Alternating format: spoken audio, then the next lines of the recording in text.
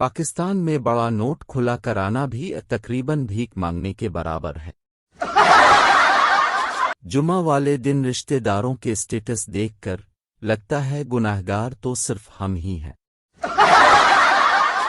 अजीम तरीन बेइज्जती तब महसूस होती है जब आप किसी को हाथ उठाकर सलाम करें और वो इंसान किसी और तरफ देख रहा हो।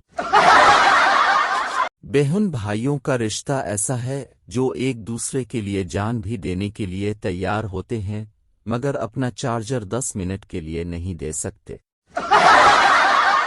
शादियों का सीजन शुरू हो गया, सरकारी नौकरी वाले आएंगे और बेरोजगारों की मोहब्बतें ले जाएंगे।